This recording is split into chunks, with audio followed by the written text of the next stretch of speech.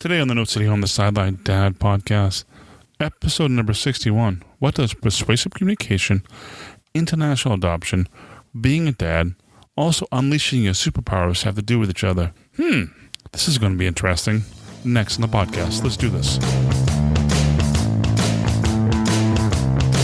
Welcome to the No Sitting on the Sideline Dad podcast, a podcast about a journey of discovery and conversations about not sitting on the sideline of life.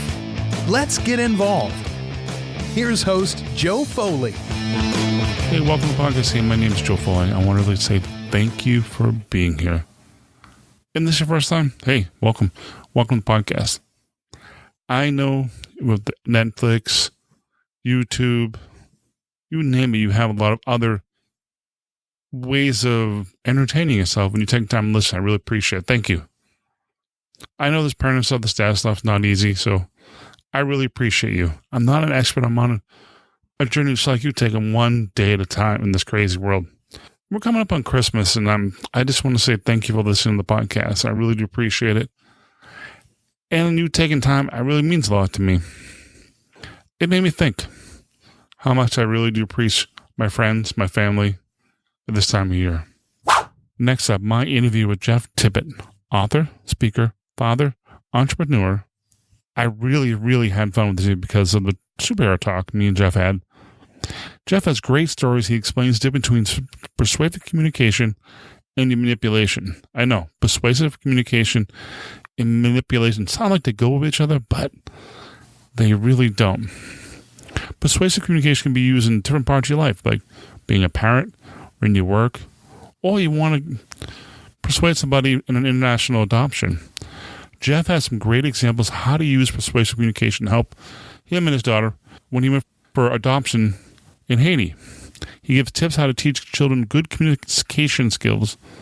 Jeff was a lot of fun to talk to, and he shared some great examples and some great information. So let's jump right into the interview. Welcome to the podcast, Jeff. Hey, Joe. Thanks for having me. If I could ask you, because we're going to talk about your upcoming book in a few minutes, but who was your favorite superhero? Because it has something to tie in with the book. It does. So here's the thing, Joe. Like, as a kid, I was always wondering, like if I could pick one super power, one superhero, who would it be? And the problem was, like, I would settle on one just only for a few seconds, though, because then I would think of, like, yeah, but Spider-Man can walk up walls, or I think, oh, but look at Wonder Twins, right? They got two of you to do even more good. And so I couldn't settle on a superpower. It was only after going through my international adoption that I finally settled in that if I could choose any superpower, it would be persuasive communications. Who the superhero would have that? Maybe it's Batman. I don't know. Maybe Batman has. He always had a scowl on his face going, he's up to something. He always says a few words and says something. Jeff, well, maybe tell me about who you are and what your story is. Yeah, absolutely. So I own a public affairs and communications firm. I am an entrepreneur. I started the company in October of 2014, for a political company, it was the very worst time to start. It was an election year, and it was a couple months before the election. But that was the timing that I ended up launching. Within the first week, signed a half dozen clients. And then within the first quarter, I signed my first international client, which was this little company out of California called Airbnb that a few people have heard of. And, and it just it set me off. So I worked with some amazing clients and things like the National Restaurant Association as well. And in addition, I'm a professional speaker. So I spend about half my time speaking and the work around speaking, like writing and so forth, and about half my time working with clients and doing strategy for them. Well, what is persuasive communication? So, when I tell people that I speak on persuasive communication, 9 times out of 10, I get this pushback and I get this thing back from people where they say, you teach people how to manipulate others.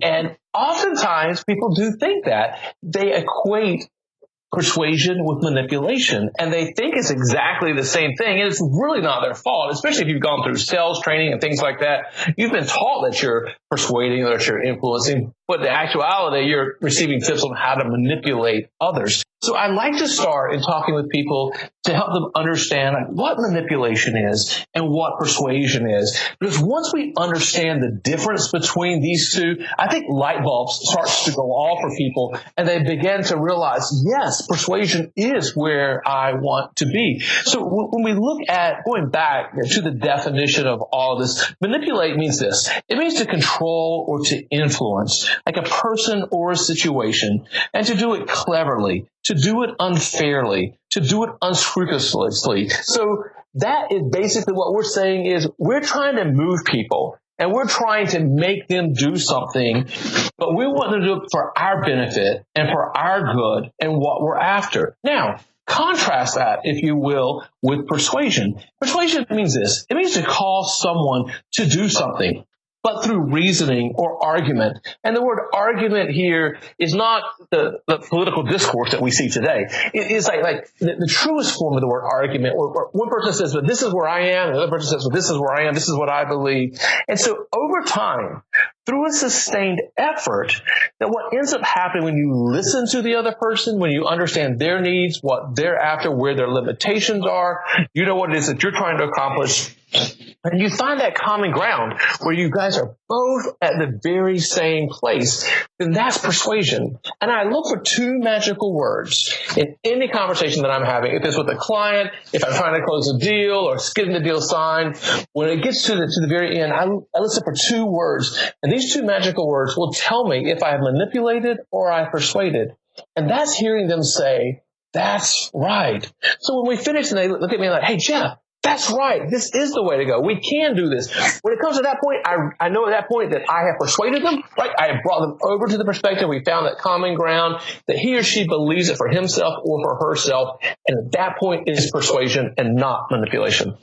It's funny you say that because I follow you on Facebook and some of your social media and stuff like that. And you just coming where you live in the Carolinas, you had the hurricane. I saw some of the pictures of you and your kids playing games during the so you must have a lot of practice in persuasion because you don't want to manipulate them, but you want to persuade them to do things. And how's that work at home and compared to like workplace? Is it similar? They are similar, and I think it's even more important as a father to make sure that I persuade my children and that I don't manipulate them. And a big part of that, like just like you commented, like when we having this hurricane come through, there's nothing else to do, and so we just took board games out and we spent time playing games, and we just laughed together. We did some games on the TV as well. When it wasn't like too much rain, we spent time out in the hot tub having conversations as well. And so for part of that, for me, there are a lot of similarities. And I think a couple of areas that they're extremely similar is in the area of making a connection and then also making sure that I help my kids find their win as well. And what do you mean by making a connection? Or how do you know when you made that connection? So this is, as a father, this is like one of my top goals. If I can make a connection with my kids, if I can have that emotional bond with my kids, it enables me to have tough conversations with my kids when we need to have those conversations. And I'm at the stage now where my oldest is a freshman in college, and then I have two sophomores in high school. So at this stage, the connection becomes so much more important because we're reaching that phase where it's not just like do what I say because I say do it. We're really at that phase where I have to have this connection with them. And a few tips for that, something simple like humor. Sometimes as a parent, it's so easy to get burdened down with work and all the tasks of work and the things that I have to do. And then commuting around town, dropping the kids off to school, just even being a father to high schoolers as well. A lot of this, from my perspective, can just weigh on me and can push me down. But when I pause and I step back and I embrace humor and I just laugh with my kids and we can have fun like we did around the table at the games, playing games, it's a great way. And another way is to have compassion for our family, for those that we're in communication with, and really understanding what it is that they're going through. I found that my kids, all three of them, their struggles are so different, and they're so different than what I went through when I was their age, and having compassion. And a third way is empathy. Like not just understanding what it is that they're going through or understanding what they're facing, but also feeling it deep inside myself, that I feel the pain or I feel the struggle. I feel, what it is that they're going through. Another way is storytelling. And I use this a lot with my kids. I'll tell stories to them, especially as I'm trying to make points or I'm trying to help move them in a different direction, maybe with them where things are, telling stories to them. And the fifth one is being authentic. I have chosen a path that I'm very open with my kids to share things that are age appropriate for them. And even my own failings and things that just didn't go well for me. And I found that speaks to them just as much as the success does as well. It also frees them up, right, to be able to fail themselves and to realize it's okay, that their dad's not going to be disappointed, that I'm going to be their biggest cheerleader to help get them back up and going once again. How would that translate into being an entrepreneur or being communication in the public like that? How would you translate that to the working world? So I do the same thing. Like when I speak, I all of these things that I talk about, that I just talked about there, I do the very same thing when I speak. I do the very same thing with clients. So for example, if I'm working with a client and they start to tell me something's happening in their life, and I try to present and make myself the type of person that is here to listen, to begin asking them questions. And when they give me just a little snippet of information, as long as they're comfortable and I'm comfortable, asking that next level of question with them, making that connection, the bond. And as a result, from what I can tell, my clients love hanging out with me. They like being with me. They know that I'm just going to pause, and nothing is more important at that moment than understanding where they are and what they're going through and what's happening in their life. Probably easier to things moving forward with better communication and better understanding, instead of being the person that just cracks the whip. And we can. And earlier in my life, that was the kind of person I was. Like I just had a checklist. I could just get things done. And part of going to Haiti and going through that experience and adopting a baby was I learned this internal change that had to happen with me was I couldn't manipulate any longer. I couldn't just crack the whip. I had to find a whole new way to get things done. How was that for the adoption in Haiti? How did that go? Can you talk about that? Or Yeah, absolutely. So to start with, it wasn't something that I had. It was not a dream. It wasn't a longing. It wasn't a plan. It was none of that. My father went overseas to Haiti to do some humanitarian relief. And while he was there, he met the translator, was a 9th grade Haitian student. She was in a Christian English-speaking school, which is one of the best places that she could land. But she did get pregnant. And the school gave her 2 options. They're like, you can drop out of school and quit, or you can give up your baby. And she really wanted to continue on in school. And so she had made a choice to give up her baby. And my dad, after he got back from the trip, scheduled time for us to meet to have dinner. And I wish I could say that I was just excited to hear the story about it. But actually, he booked our hangout time at a restaurant that I loved. And so I was excited about the menu. But we got there and started having a conversation. And he pulled out the old school hard copy print photographs. And Joe, I don't know what it was. He showed me this one picture of her, and I looked into her eyes, and I knew immediately that I was supposed to be the one to adopt her. Didn't have any idea how to start this, didn't have any idea how to do an adoption, much less an international adoption. I didn't even understand at that point what was going on in Haiti. I did not understand the civil unrest that was going on. I did not understand that the bureaucracy was totally falling apart in Haiti, that the president's government was collapsing. So here I am, I go within 30 days. I go to Haiti for my very first trip, and I take food and clothing and money for her to help take care of her. And, within a couple of trips there, I had machetes held at my neck. I had guns pointed at my head. I mean, I'm just a little suburban guy here, not used to any of this. There were multiple times that I got run out of the city we had to flee just for our own safety to get out of the city. And it was never just this whole positive trajectory up. I had my why. And I knew that this girl was to be my daughter. And I was passionate about it. There were days, honestly, I would just throw my hands up and just say, I quit. I can't do this. I can't make this happen. But something would happen the next morning. The sun would come up everything would be brand new again. And that drive inside of me was restored. And for example, there was one time I had to have a signature from the State Department. And so we were facing a deadline of time. I didn't have time to just mail it and go through the normal procedure. So we drove up and I took the papers in with me, and I was told, hey, we'll get them signed and we'll mail them back to you. And my response was, no, you're going to sign them. And I'm going to take them back with me today because her life is in the balance. She's very sick, and I've got to keep this moving. And I eventually got my papers that very same day and left.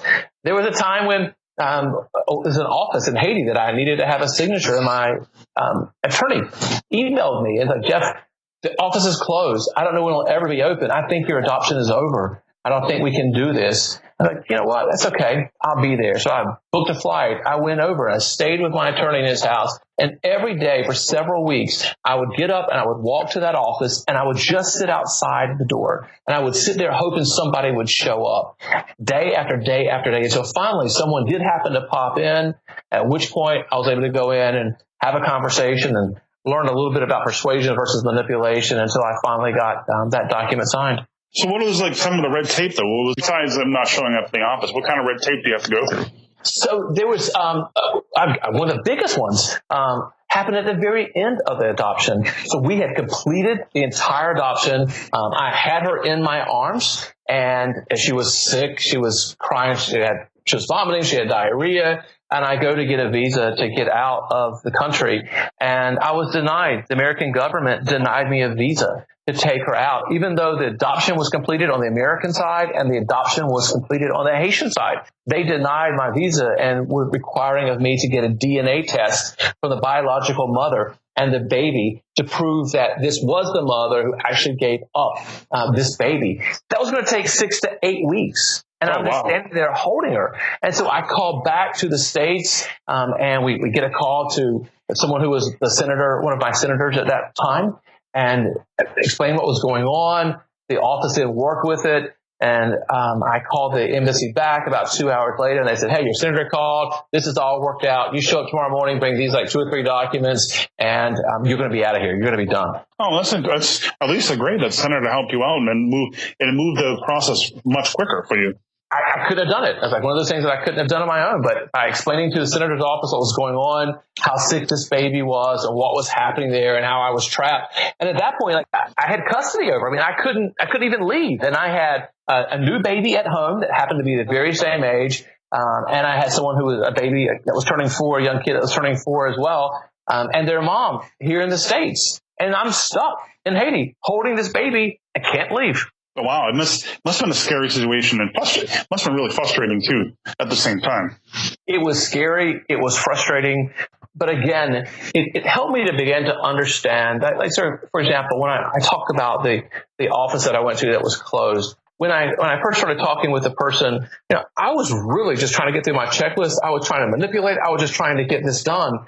And the guy just kind of glassed over. And it was non-responsive. And what I then learned was that type of communication was not going to work for him. I had to find a way to persuade him. And what I knew was that Haitians love their children, and they really do want a good future for their children. So when I turned the conversation away from me and my need to adopt this baby, and instead turned the conversation to this young Haitian who had a great home waiting for her in the United States and was extremely sick and needed medical attention. And I put the focus there. It totally changed for this person. And he was willing to sign, and we got the paperwork all completed right then. Have you talked to your daughter now, so she's older now, and what you went through back then? When she was probably 4, she was sitting on the floor of the house, and she had these little toys, and she was assembling them into groups. And I asked her at that point, hey, what are you doing? Her name is Nina. Nina, what are you doing? And she said, Daddy, I'm making families. And she made a comment to me. She said, Dad, they don't match, but they're still family.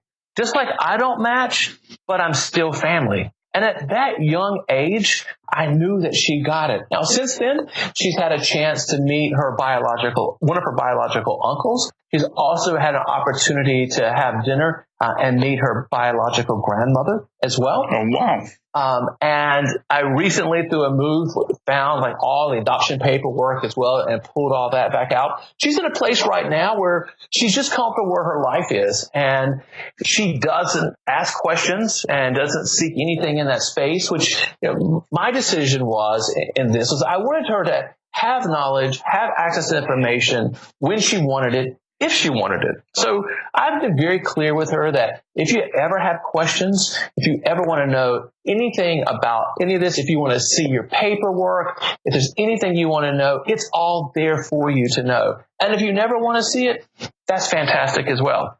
Oh, that sounds awesome. That's really awesome. Then how you can relate to your daughter and express the information of where she came from and stuff like that. Another thing I'd like to talk about is how can you teach the kids to be a better communicator? Any advice or any tips on how can you teach them so when they get older they have those tools in their tool belt, basically?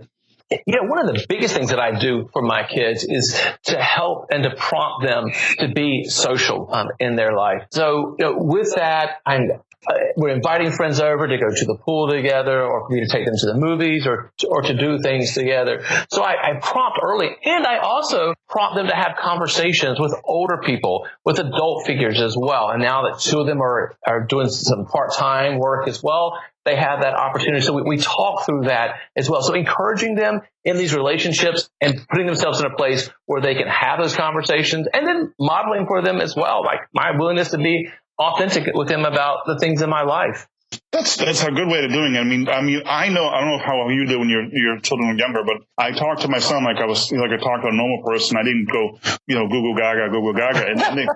But I think, he's just turned 5, but man, he can talk up a storm. And I'm like, are you just 5? Because I'm not really sure. I don't know if you experienced that. I don't know if you did that when your kids were younger, but that's my experience. Yeah, absolutely. I try to have regular conversations with my kids. As I was saying earlier, I frequently share with them the things that I just mess up and things that don't go well. As an entrepreneur and business owner, we fail. We try to fail often. We try to fail forward. And I want my kids to understand too that, hey, it's okay if you fail. So I try to model that. I try to stay open with those type conversations with them. One thing I really want to get to is on your new book coming out, Unleash Your Superpower, the persuasive communication, the only force you'll ever need. Beginning of the interview, we talked about superpowers. I was wondering if you want to talk about that, because that was a very interesting cover and very interesting title. I'm so excited about the book. We are still on schedule for a release date of January 1st, 2019. And the book tells us the story of this Haitian adoption. I also talk about the greater good that I learned in this adoption as well at the end of the book, which is a great thing to keep us motivated and to keep us inspired. And in the book, I walk through how you create messaging, how you position messaging, how you look at call to action and how to structure a call to action. I talk about things like becoming the industry expert, becoming the guru in this space, the point that people look to, things of that nature. I go through the entire aspect of how we communicate and how we persuade. And it's not meant for any one particular industry. So like in the case of our conversations today, you can see this relates to me as a father and the things that I've learned there. But it transcends all different types of areas of our lives. So a person could take the information and they could apply it to fatherhood. They could apply it to work. They could apply it to launching a company if that's what they feel like they're supposed to do. It transcends. Like I said, I love the cover of it. Because I'm a superhero. A superhero nerd, if you want to say that. and like I told you in the beginning, my name's Batman because he knows everybody's secret. But I guess final thoughts. And then you want to leave the audience. Final thoughts on communicating, being a father, persuasive. Any final thoughts? Yeah, let me leave us what I just briefly said just a second ago, talking about the greater good. So when I finished up the adoption and I finally got through everything and I landed back in the Miami airport and I made it through customs and I'm standing there in the airport and I'm holding her. And we found out she had double ear infection. So the pressure was just horrible in her ears. She had diarrhea. She was vomiting. And I'm holding her. She's whimpering at that point. She stopped screaming. She's just exhausted from screaming on the flight. And I'm holding her. And I'm looking down at her. And Joe, for a few minutes here, I do feel really happy. I feel like I've been successful. I've made this thing. We've got it. We're here. She's here. She's finally, 6.5 months later, she's finally in the U.S. At that point, all of that feeling of accomplishment just went out the window. And as I looked down at her, I began to wonder what her life is going to be. Will she be a doctor and heal people? Will she be a humanitarian and relieve suffering? Or maybe she'll be a teacher and impact hundreds of students that then could impact thousands of lives. Maybe she'll go back to Haiti. And while I had all those questions, I didn't have answers, of course. But what I did know was that this adoption wasn't the end. It was that first flap of the butterfly wing in the butterfly effect that says a single flap of a butterfly wing over space and over time eventually leads to a massive, powerful hurricane. So while I wasn't finished, the story wasn't finished, this was just the beginning. What I began to understand was now her life is going to impact so many other lives, and she's going to do good, and that's going to impact others as well. So this is living well beyond me. And there are times as a dad when I want to quit. I want to throw my hands up and say, oh my God, this is so hard. But my encouragement to dads out there today is that what we're doing, this is just that single flap of a butterfly wing, and our work is going to pay off. We're going to impact our children, and they're going to impact other lives. And so the good that we're doing as dads is going to live well beyond us. But they want to connect. Where they can connect with you? My website is jefftippet.com, JEFFTIPPETT.com. Or another way is to text the word persuade to 66866. And in addition to connecting with that, you'll also get a free chapter from my upcoming book.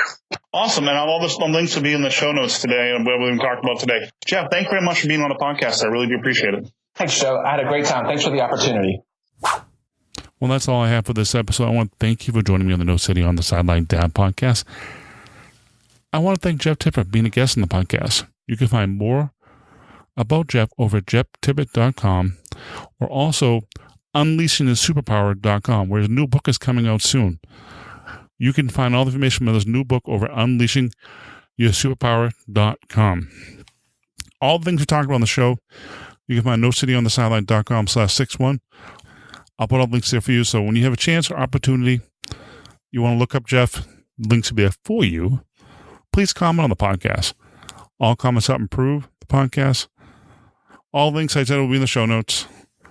You can reach me at nocityonthesideline.com/contact. Hey, that's where I am, anywhere in the social world or email, stuff like that. You know what? I think it'd be fun, since we're talking about superheroes tonight. And I think it'd be fun to see. Leave a comment, start a conversation, leave a comment in the show notes, or wherever you like comment on the show.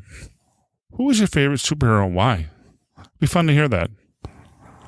Also, heading out the door, wrapping up this, Merry Christmas, Happy Holidays to your family. Spend some time with them because it's important.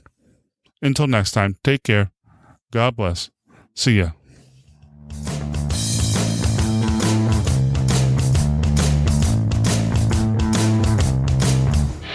Thank you for listening to the podcast. Please subscribe to the newsletter to receive updates of the show and helpful and useful tips. This has been a production of Foley 42 Media.